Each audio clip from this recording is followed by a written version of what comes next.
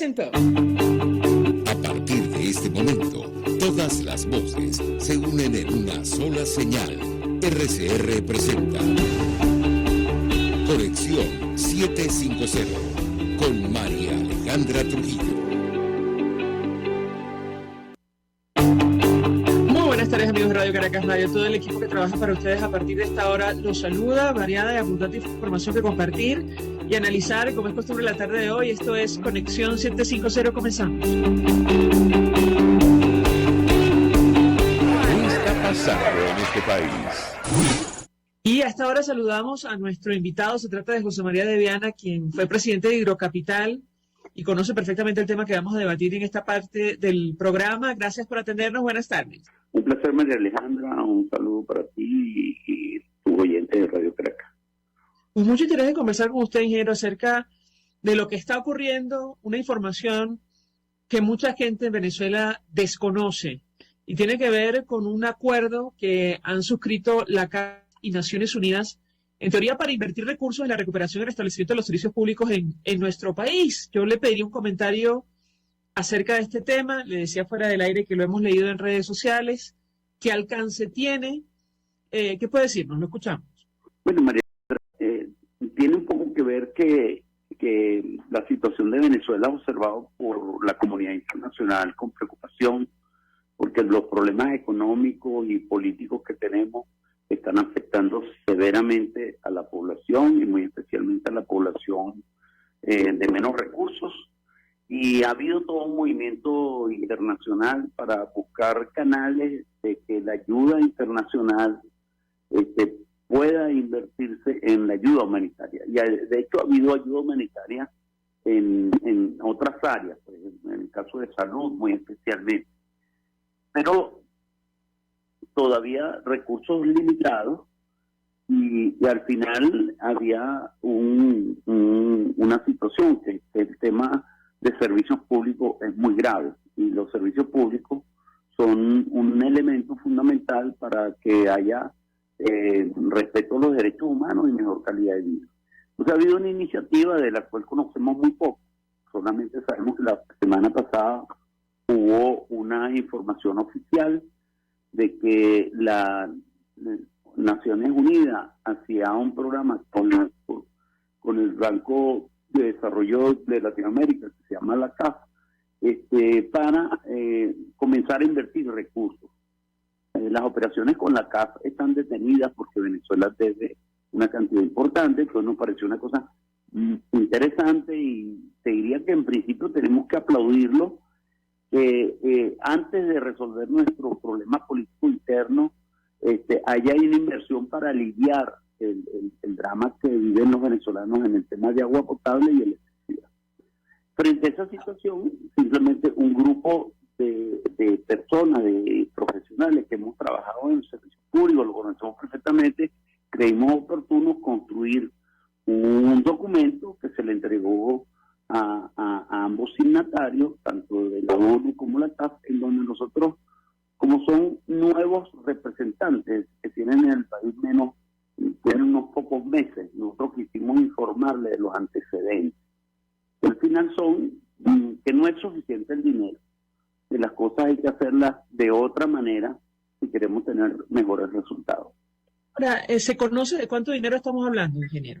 No, porque eso está por definirse, María Alejandra, porque está asociado con un tema de recursos de donantes, por un lado, pero por otro lado, de recursos que podrían venir de activos que tiene la República fuera de Venezuela, pero que requieren una negociación distinta.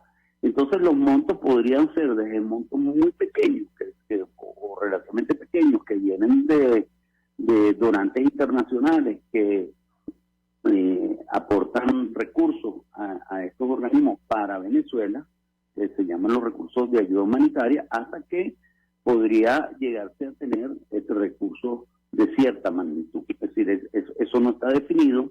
Lo que estamos diciendo en la carta, María Alejandra, es que no importa el monto, que tenemos una experiencia en la cual ya durante estos años pasados ha ocurrido inversión en ayuda humanitaria. Pero como se han cometido los mismos errores las inversiones pequeñas que en las inversiones grandes que hacíamos cuando teníamos recursos fiscales importantes, y además de eso teníamos financiamiento internacional, que llegamos a tener años en que gastamos muchísimo en infraestructura.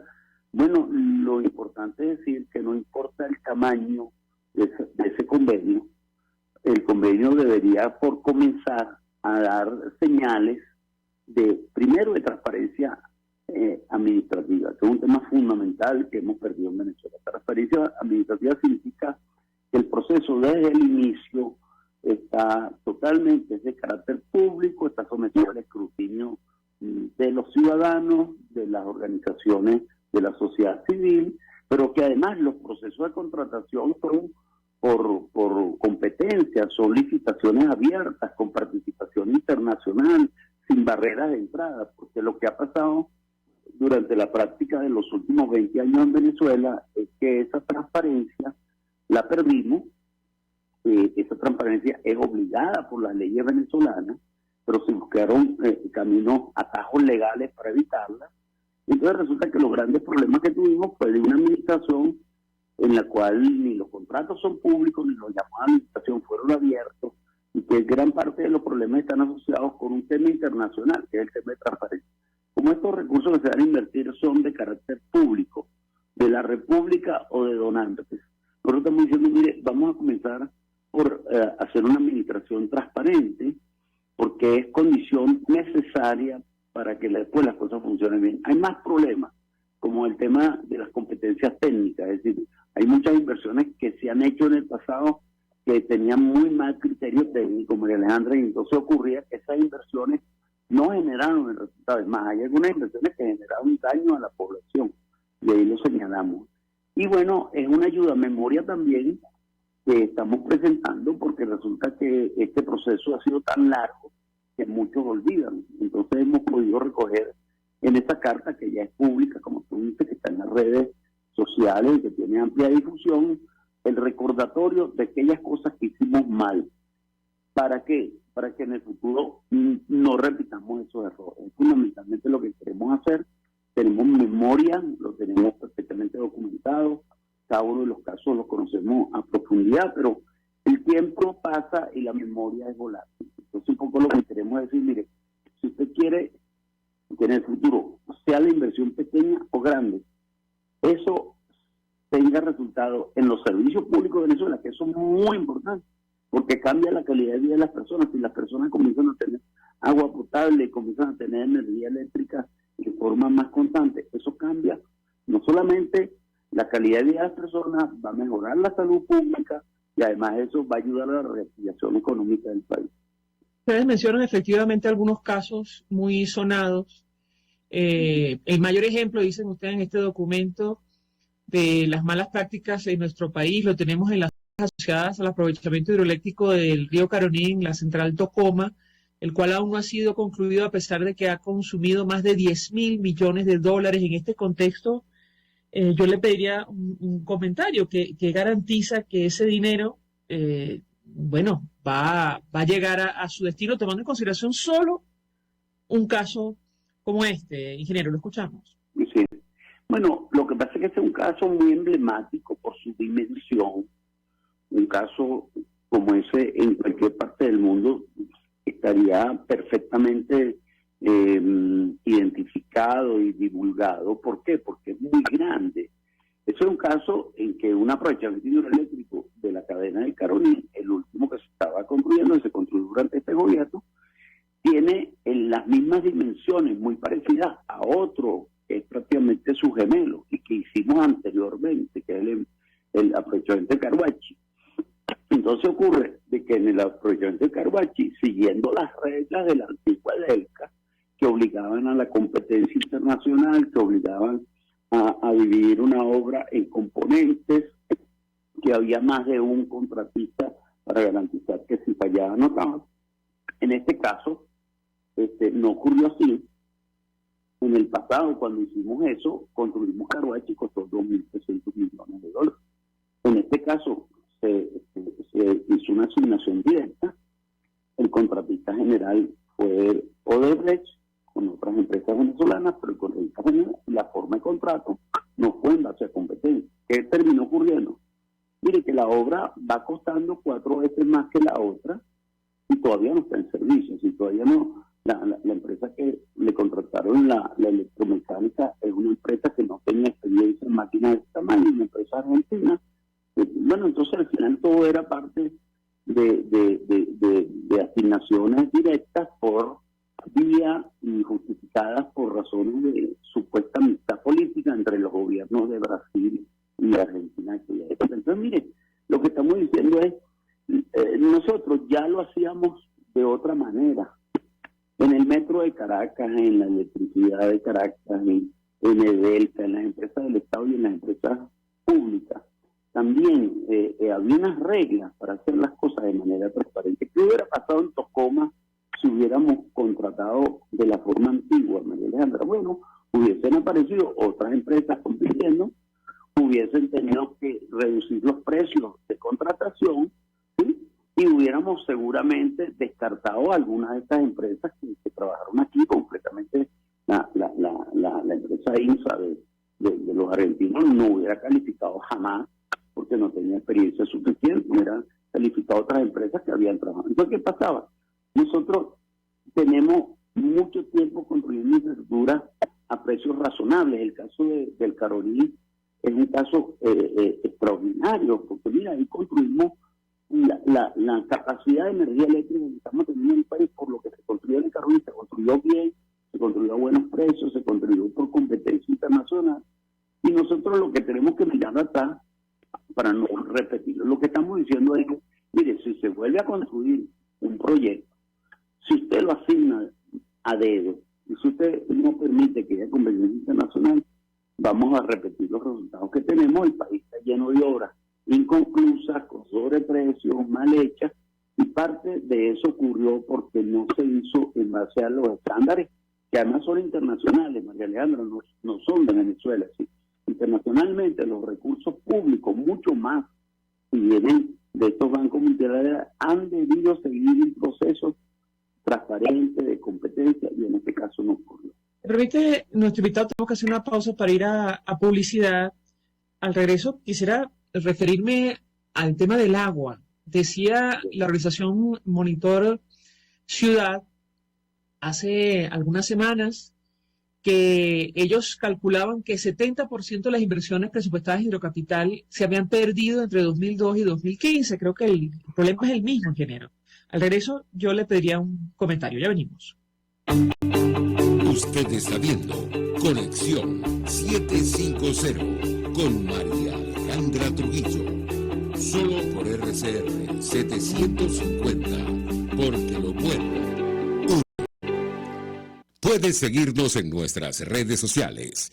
En Twitter, @RCR750, la radio que se ve. Mensaje del ingeniero José Peraza, tesorero del FONPRES CID. Estimado colega ingeniero arquitecto y profesional afín, el Colegio Ingeniero de Venezuela y el Fondo de Previsión Social, preocupado por la salud de tu familia, ha diseñado un sistema de salud integral que coloca a tu disposición y que contiene asistencia primaria de salud, ambulancia, hospitalización, cirugía, oftalmología, reumatología, fisioterapia, psicología, odontología, farmacia y funerario. Para mayor información, visítanos a nuestros portales cib.net.be, fonprescib.net.be, Colegio de Ingenieros de Venezuela, construyendo el futuro. Mis amigos, una empresa comprometida y responsable con su personal es una empresa segura, y Produzca es la compañía pionera en Venezuela que ofrece la mayor cantidad de equipos de comprobada calidad para garantizar la seguridad integral de toda la nómina industrial de cualquier empresa. El catálogo de Produzca es inmenso, todo tipo de guantes, cascos, accesorios y productos varios de protección para tu personal. Conoce más de Produzca en www.produzca.com. Produzca, seguridad en tu empresa de los pies a la cabeza. Antes de empezar el día, entérese de lo que acontece en el país junto a Pedro García Otero en Titulares de la Mañana. De lunes a viernes a las 6:30 de la mañana. Acompáñelo y empiece su día bien informado. Titulares de la Mañana con Pedro García Otero. Solo por RCR 750 AM. Porque lo bueno une. RCR 750 AM. Porque lo bueno une.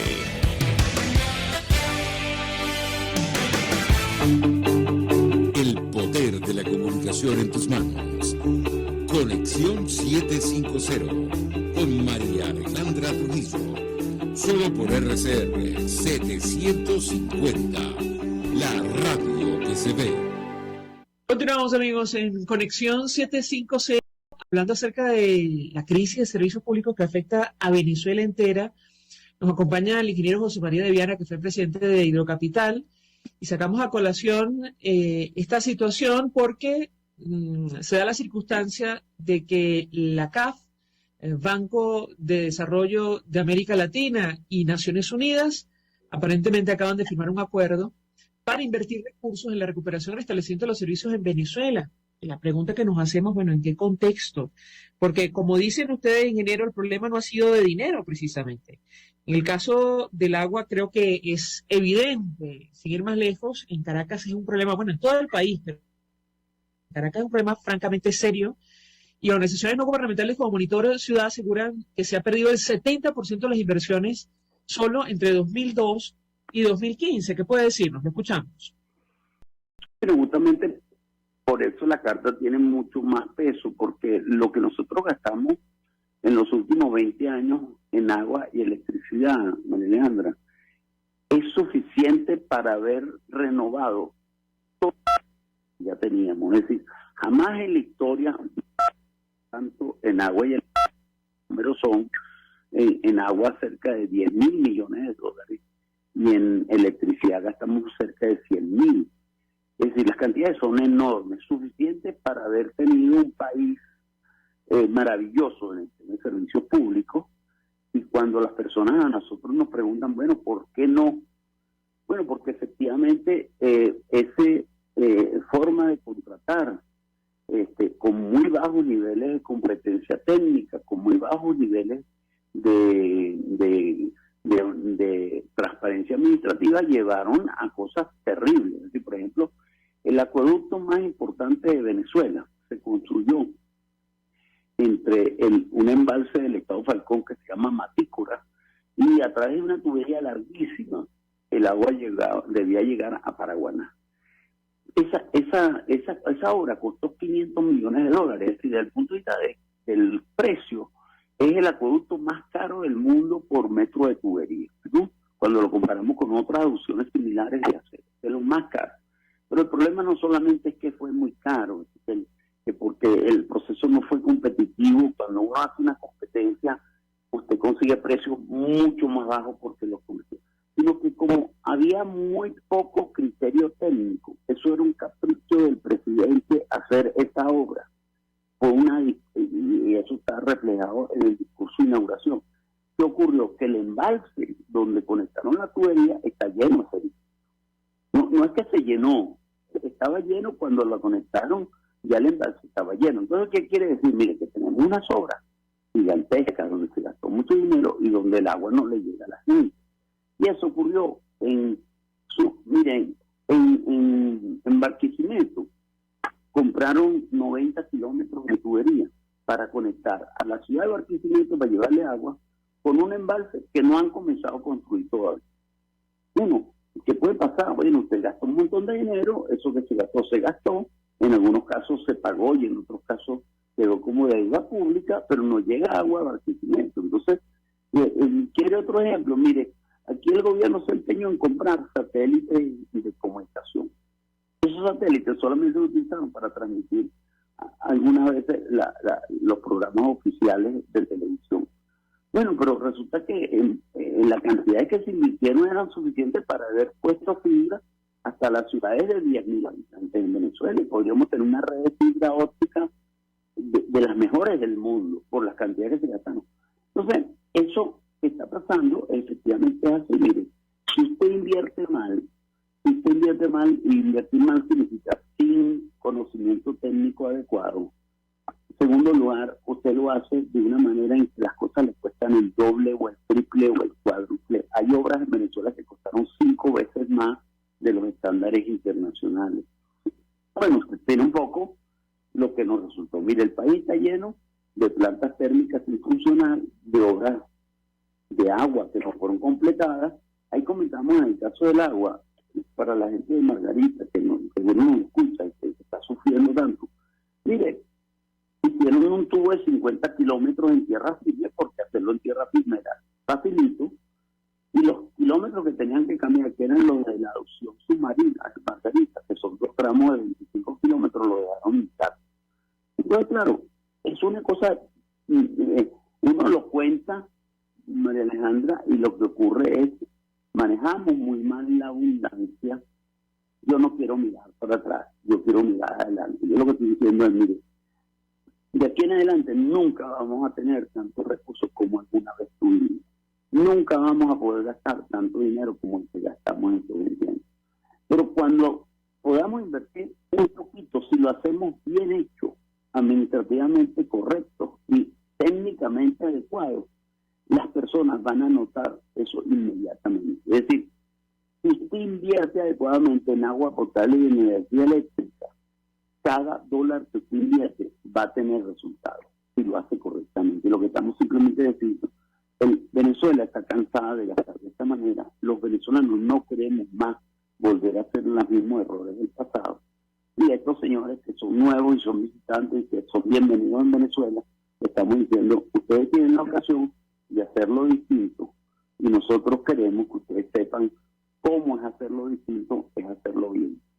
Ustedes mencionan un detalle, ingeniero, me refiero a todos los profesionales que firman esta comunicación, que no es menor, y es que durante los últimos 3 años varios organismos internacionales, entre ellos UNICEF, han venido invirtiendo recursos bajo el concepto de ayuda humanitaria, y estos proyectos se han desarrollado bajo las malas prácticas anteriores y en consecuencia sus resultados hasta ahora son desalentadores. Y yo le pediría un comentario sobre este tema.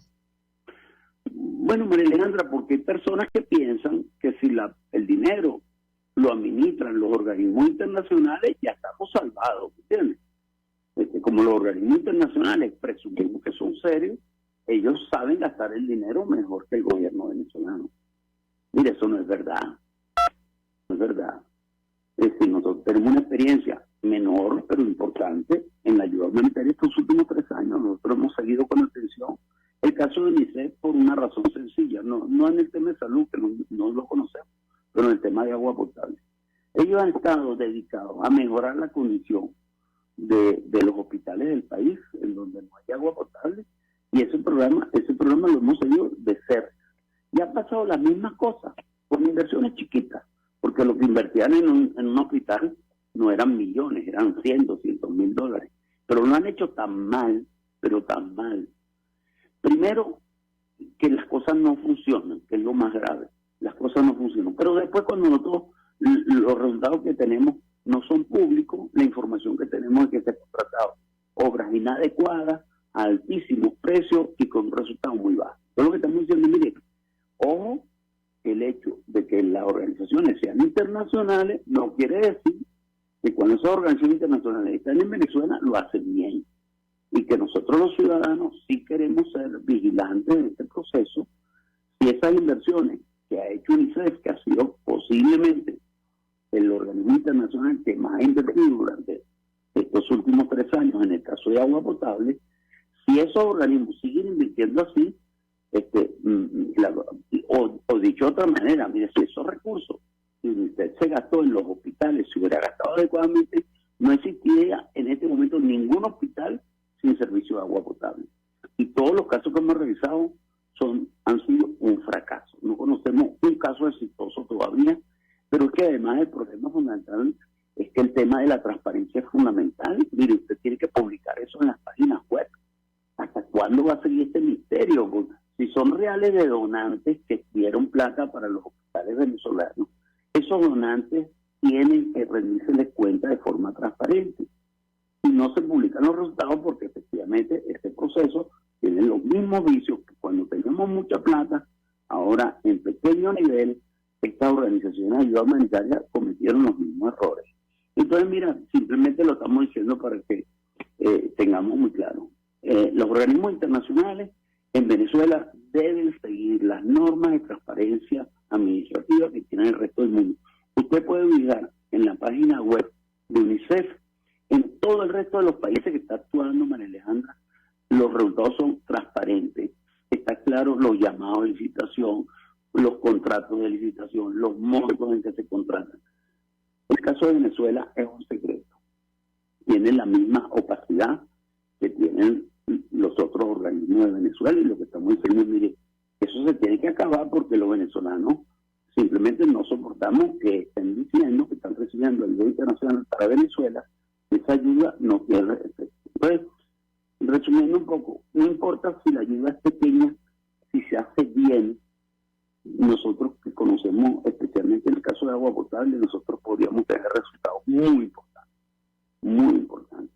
Y si usted lo hace mal, no importa la cantidad de dinero que usted utilice, eso va a ser otra vez lo mismo que pasó en estos 20 años en lugar de... Ingeniero José María Deviane, 1.000.000 de gracias por atendernos, acompañarnos estos minutos. Gracias, expresidente de Hidrocapital. Vamos a la pausa, ahora venimos con más. Estás en sintonía de Conexión 750 con María Alejandra Trujillo. Solo por RCR 750. Porque lo bueno une. Sintonícenos a través de Periscope. @RCR750, la radio que se ve. Mensaje del ingeniero José Peraza, tesorero del FONPRES CID. Estimado colega ingeniero arquitecto y profesional afín, el Colegio de Ingenieros de Venezuela y el Fondo de Previsión Social, preocupado por la salud de tu familia, ha diseñado un sistema de salud integral que coloca a tu disposición y que contiene asistencia primaria de salud, ambulancia, hospitalización, cirugía, oftalmología, dermatología, fisioterapia, psicología, odontología, farmacia y funerario. Para mayor información, visítanos a nuestros portales cib.net.be, fonpreseiber.net.be, Colegio de Ingenieros de Venezuela, construyendo el futuro. Amigos, nace un nuevo concepto de farmacia en Venezuela. Farmacia CVS y más. Todo lo demás. En Farmacia CVS, en español CVS, lo consigues todo en un solo lugar. Salud, belleza, hogar y comida. Un nuevo concepto en todo para un nuevo concepto de vida. Farmacia CVS y más está en el CCCT nivel C1, frente a Beco y al lado del Banco Mercantil. En Instagram, FarmaCVS, Farmacia CVS y más. Todo lo demás. La Academia de Ciencias Físicas, Matemáticas y Naturales presenta El progreso tiene su ciencia. Hoy presentamos las especies introducidas y la pérdida de biodiversidad. Diciembre de 1996. En la Reserva Forestal Fortuna en Panamá, un grupo de científicos detectan decenas de cadáveres de ranas a lo largo del lecho del río, todas en posición erguida, como si la muerte las hubiera sorprendido cantando. 3 años antes, se había observado un fenómeno similar en Australia, que junto a este, marcaron el inicio de investigaciones que no tardarían en dar resultados. Se descubrió un hongo letal que sería el responsable de una de las pandemias más extendidas que se hayan registrado en vida silvestre. En Venezuela, ya para entonces, habían desaparecido 9 especies de ranas de la cordillera de Mérida y la cordillera de la costa, pero se desconocía la causa. No obstante, un grupo de investigadores del Instituto Venezolano de Investigaciones Científicas, liderado por Margarita Lampo, encontró la evidencia del hongo en la piel de las últimas ranas recolectadas y depositadas en diversos museos del país. Se presume que este hongo habría sido introducido en la década de los 80. La doctora Lampo se ha dedicado a estudiar, mediante el uso de modelos matemáticos, el impacto que tienen algunas especies introducidas sobre la fauna autóctona de Venezuela y Australia, y sus hallazgos han contribuido al diseño de estrategias para mitigar este impacto. La introducción de especies es una de las mayores causas de la pérdida acelerada de la biodiversidad a nivel mundial. Margarita Lampo es individuo de número electo de la Academia de Ciencias Físicas, Matemáticas y Naturales. El progreso tiene su ciencia. La Academia de Ciencias Físicas, Matemáticas y Naturales presentó El progreso tiene su ciencia. RCR 750 AM. Porque lo bueno une.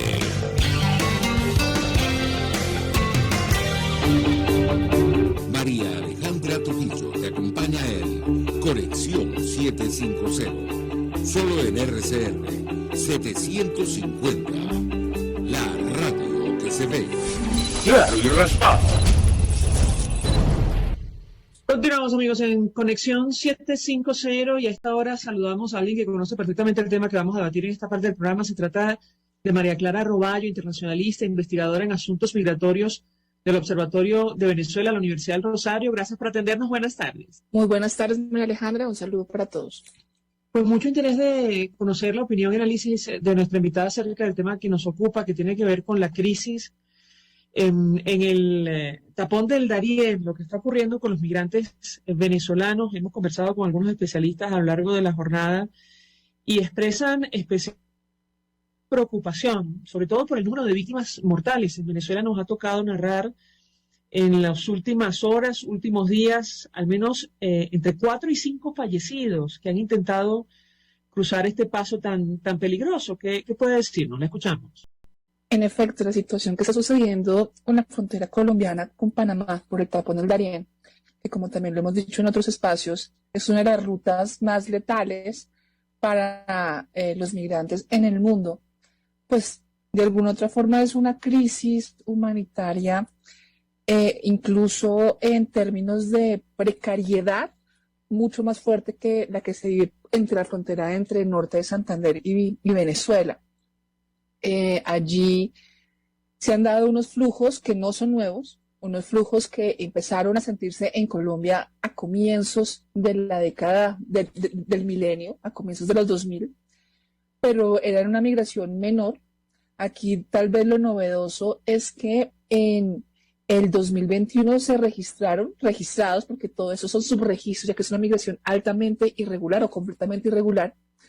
En 2021 se registraron 134.000 movimientos de migrantes.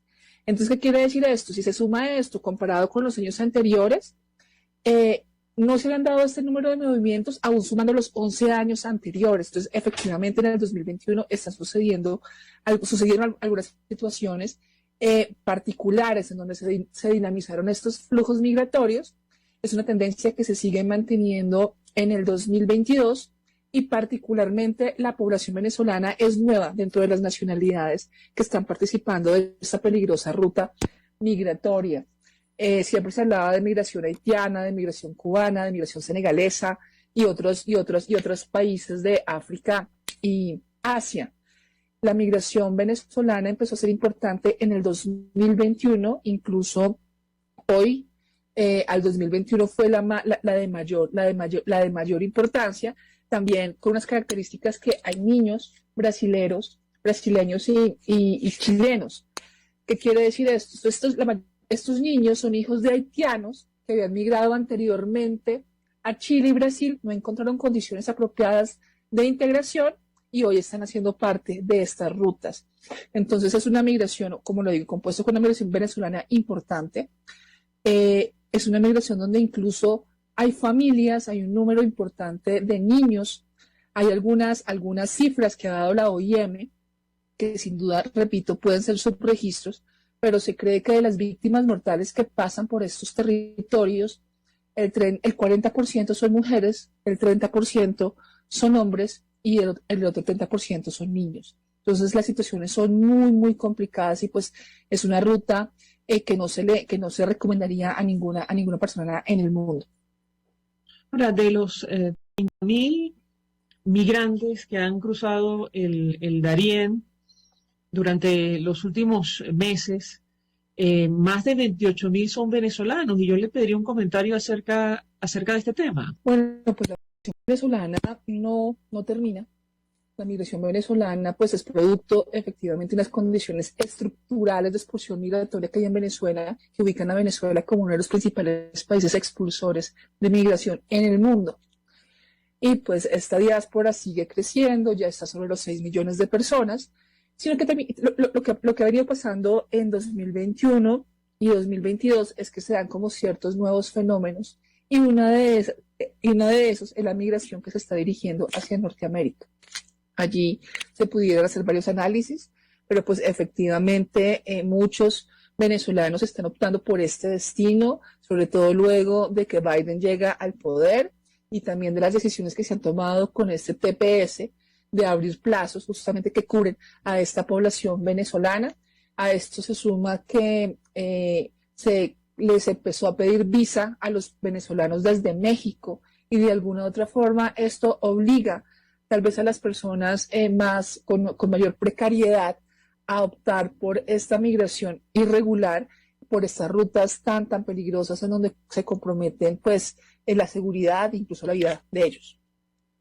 Ahora, nos llamó la atención, y lo comentábamos con la audiencia más temprano, una declaración que hacía el presidente de Colombia, Iván Duque, llamando a los ciudadanos a no abandonar el país, producto del cambio de gobierno, y yo le pedí un comentario sobre este tema, en primer lugar, y en segundo lugar, si ustedes en el Observatorio de Venezuela han notado que los más de 2 millones de ciudadanos de nuestro país continúan en territorio nacional o estarían saliendo de Colombia. ¿Qué puede decirnos? La escuchamos. Bueno, es prematuro para pensar que se está dando un movimiento migratorio producto del cambio de gobierno en Colombia. Sí sabemos que la comunidad venezolana en nuestro país tenía un gran miedo y un nivel de incertidumbre alto frente a lo que pudiera parecer o generar el cambio de gobierno. Sin duda, pues ese miedo e incertidumbre generará algunos flujos migratorios, pero todavía no hay data sobre ello. Me imagino que el presidente Duque tendrá acceso a esa información, pero todavía no ha sido pública, por lo tanto es muy difícil de rastrear. Y pues, en efecto, lo que ha venido adelantando este gobierno que próximo va a entregar la presidencia es un proyecto de integración migratoria. Un proyecto a través del ETPB que ha logrado, como bien se mencionó, alcanzar a más de 2 millones de personas, y pues de lo que se esperaría es que se crearan las condiciones y se mantuvieran esas condiciones en los próximos 4 años para que estas personas que tienen un altísimo grado de vocación de permanencia en el país puedan cumplir efectivamente su proyecto de vida como así lo habían pensado. Entonces espero que es una forma también de bajar un poco el pánico, teniendo en cuenta las condiciones que hoy está ofreciendo el ETPB a un número importante de los migrantes, no a todos, porque en Colombia sigue habiendo migración irregular. No sabemos cuál es la magnitud, pero pues sí podemos decir que hay un número importante de estas personas que hoy están regularizadas y que tienen las oportunidades en este momento de permanecer en Colombia por 10 años, tener acceso a derechos, a servicios. Ha aumentado también de una forma importante el número de afiliaciones en salud. Estábamos hablando que a mayo había un poco más de 738.000 personas afiliadas en salud, hoy hay más de 950.000, y pues eso lo que muestra es que la verdadera tendencia es un arraigo cada vez más fuerte con Colombia, y cualquier política que vaya en contravía a esa misma manifestación del fenómeno, pues será equívoca. De hecho, entiendo que la integración aprobado en el marco del actual gobierno está proyectado a 10 años, ¿correcto? Está proyectado a 10 años, acaba de salir un nuevo documento COMPES. El documento COMPES es un documento técnico realizado por el Departamento de Planeación Nacional para generar estrategias de política pública sobre diferentes temas. En el ámbito migratorio ya había salido uno en el 2018, el más reciente salió el 12 de julio, es el COMPES 4100 del Departamento de Planeación Nacional para la integración. Entonces es allí una propuesta, y de alguna otra forma hoy a 2022 hay una mirada efectivamente para implementar esa integración de la población venezolana que ya ha sido identificada y que ya ha sido regularizada a través del PPT, para pues que en efecto ese documento que hoy tienen o que tendrán en los próximos meses sea un garante para que puedan acceder, como lo digo, a derechos fundamentales, a servicios financieros, que es lo que se esperaría, y de alguna otra forma fue la vocación con la que se creó esta medida complementaria de protección internacional. Bueno, que publicidad, al regreso quisiera preguntarle a nuestra invitada la expectativa que tienen ustedes en lo personal del Observatorio de Venezuela en torno a la continuidad o no de estas políticas una vez asuma el nuevo gobierno en Colombia. ¿Qué garantías hay de que se mantengan, digamos, al menos las medidas de protección a más de 2 millones de ciudadanos que han huido de Venezuela. Regreso, le doy la palabra para contestar. Ya venimos. Escuchamos Conexión 750, solo por RCR 750, la radio que se ve.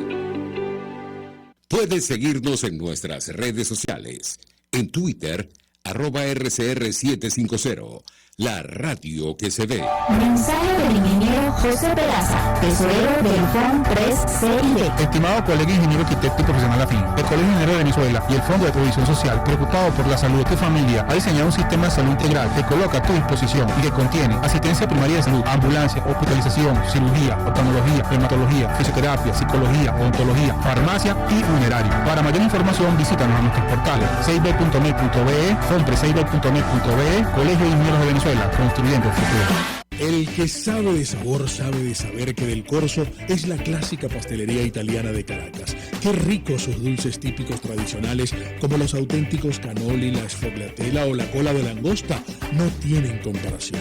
La pasta seca de almendras y chocolate o su gran variedad de tortas, cumpleaños, bodas, bautizos o comuniones, reuniones familiares o eventos corporativos. Teléfonos 0212-941-1971. Pastelería Del Corso, la pastelería italiana por tradición y excelencia.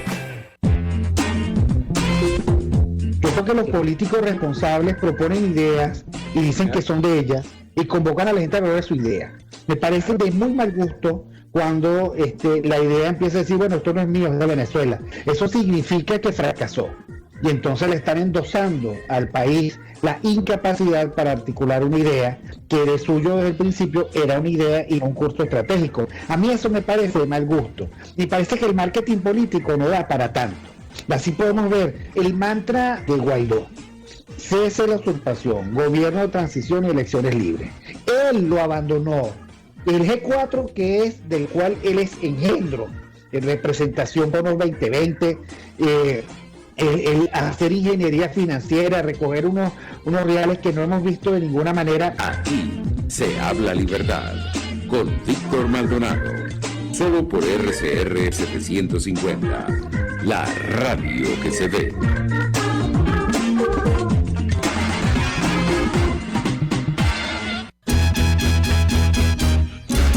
Desde los sectores populares del país se escucha una clara señal.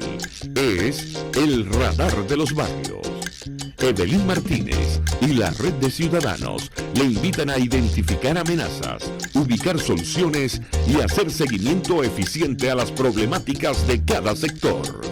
Un espacio contra la polarización donde se construye de abajo hacia arriba y de adentro hacia afuera. El radar de los barrios, de lunes a viernes, a partir de las 10 de la mañana, solo por RCR 750 AM. Contigo. Que les habla Eduardo Battistini de Primero Justicia. Una de las grandes enseñanzas que vamos a tener los venezolanos después de todo este proceso que estamos viviendo es a valorar cada vez más lo que tenemos en Venezuela.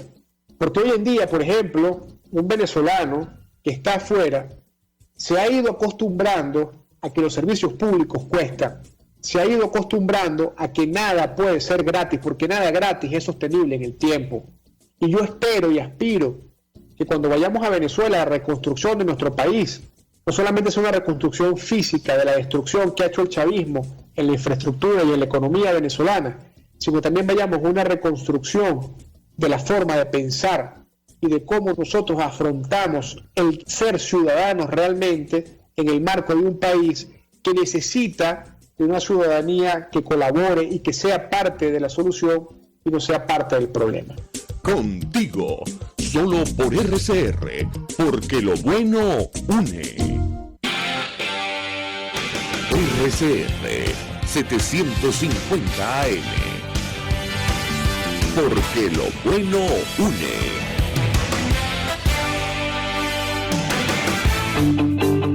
El poder de la comunicación en tus manos. Conexión 750 con María Alejandra Trujillo. Solo por RCR 750. La radio que se ve. Continuamos, amigos, en Conexión 750, acerca del éxodo venezolano, la crisis que se está produciendo ahora mismo en la selva del Darién. En las últimas horas han muerto al menos 4 venezolanos tratando de cruzar este paso tan peligroso. Nos acompaña María Clara Roballo, quien conoce perfectamente el tema del Observatorio de Venezuela de la Universidad del Rosario. Yo les hago una inquietud. ¿Qué expectativa tienen ustedes en lo personal en torno a la continuidad o no de las políticas de protección a los migrantes venezolanos que inició el actual gobierno en Colombia? La escuchamos. Bueno, en este tema hay mucha incertidumbre, no solamente desde la academia, sino desde diferentes sectores, empezando por la población migrante. Se ha podido rastrear algunos pronunciamientos en redes sociales en donde el presidente electo Gustavo Petro dice que va a generar o dar garantías de derechos fundamentales a la población migrante. También habla que no va a permitir la deportación de activistas o periodistas que hoy están aquí en Colombia. Entonces, ese tipo de manifestaciones pueden generar cierta tranquilidad. Sin embargo, no se sabe muy bien en términos de política pública qué continuidad vaya a tener. No se ha hablado específicamente del ETPB, que tal vez es el proyecto más importante en política migratoria en Colombia, y no me refiero a una política de gobierno, que si bien sí fuera del gobierno de Duque, pero que requiere ser vista como una política de Estado, y como lo hablábamos hace un momento, pues una política de Estado a al menos 10 años a futuro. Allí hay incertidumbre, y también llama muchísimo la atención las declaraciones que se dieron el día de ayer por parte del coordinador de empalme de este nuevo gobierno, anunciando que se creará una ley de retorno voluntario para los migrantes venezolanos que hoy están en Colombia. Obviamente esta idea todavía no se ha concretado dentro del empalme, así lo anunció este coordinador, pero pues esto genera también muchas inquietudes, pensar cómo podría articularse una política de retorno voluntario cuando de alguna otra forma la narrativa y todas las acciones están pensadas hacia la integración, entendiendo que esta migración es de vocación de permanencia y que una política de retorno voluntario pues tendría que ser impulsada más por Venezuela que por Colombia, y que van muy de la mano de acuerdo a las condiciones de vida que se le ofrezcan a la población venezolana. Entonces, por allí es una política compleja de realizar. Sin embargo, sí genera una sensación y un cambio de narrativa preocupante, en efecto, porque no es mentira que sí hay un malestar de alguna parte de la sociedad colombiana frente al tema migratorio, y anuncios como estos tienden a legitimar posturas cerradas frente al tema migratorio. Habrá que ver cómo se desarrolla el anuncio reciente que se acaba de hacer y del que les estoy contando, pero pues efectivamente pareciera que va en contravía de todo lo que se ha venido haciendo en los últimos años en Colombia. De hecho, en las últimas horas el vicepresidente del PSUV advertía a los gerentes de monómeros que, en su opinión, él decía, van a tener que responder por los daños ocasionados. A ustedes, decía textualmente, les sale tuntún, luego no chillen, que es una expresión que es símbolo de persecución en Venezuela. Yo le pediría un comentario sobre este tema a la luz de lo que usted menciona y las declaraciones del nuevo presidente colombiano al respecto. Bueno, el tema de retorno es eminentemente migratorio. Ya el tema de monómeros ya se va más a un rango político, incluso económico. Tampoco se sabe mucho qué vaya a suceder hasta que pues el nuevo presidente no se posesione en su cargo. Claro, perdón, no me refería a la administración de esta empresa, sino la posibilidad de que exista este tipo de coordinación para perseguir a dirigentes que se encuentran en Colombia. En este caso, los señalados responsables de monómeros. Le pediría un comentario. Esa es otra ventana que se abre ante este anuncio reciente. Pues si bien el coordinador nacional habló de que se habla de un retorno voluntario, habría muy bien que definir esa palabra voluntario, ¿no? Pues porque en efecto no podemos desconocer que la población venezolana es altamente proviene de migraciones forzosas, muchas personas perseguidas por temas políticos, y pues muchas veces esas políticas de retorno voluntario, como fueron ejecutadas y concebidas en países como Estados Unidos o en la Unión Europea, terminó también de alguna forma siendo un espacio para deportaciones y para expulsiones, con el agravante en este caso de la migración venezolana que si estamos hablando de refugiados, tiene que haber unos principios y unas garantías de protección internacional y sobre todo de no devolución de estas personas al país de donde tuvieron que huir. Entonces, no estoy diciendo que esta política de retorno vaya a ir hacia allá, totalmente, de eso no se sabe, pero sí hay que saber muy bien si llegara a implementarse, de tener en cuenta todos estos factores, pues para que no vaya a ser una política que genere grandes daños y vulnere en gran medida los derechos de muchos venezolanos que hoy no están en su país a causa de razones forzosas. María Clara Roballo, un millón de gracias por atendernos, acompañarnos estos minutos, quien es internacionalista, investigadora en asuntos migratorios del Observatorio de Venezuela, Universidad del Rosario. Gracias. Con mucho gusto. Nosotros nos despedimos y lo hacemos a nombre de Jaime Estares, de la Dirección General de la Estación, en la gerencia de producción, Willy Charcaya. En la producción, Jay Pacheco, en los controles, Gregorio González, quien tuvo el inmenso placer de acompañarles, María Alejandra Trujillo.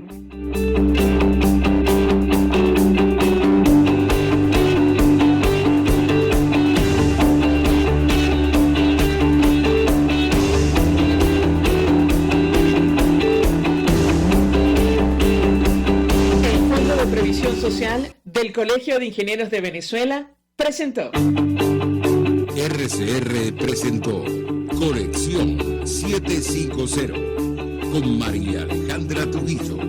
Solo por RCR 750, la radio que se ve. RCR 750 AM, porque lo bueno une.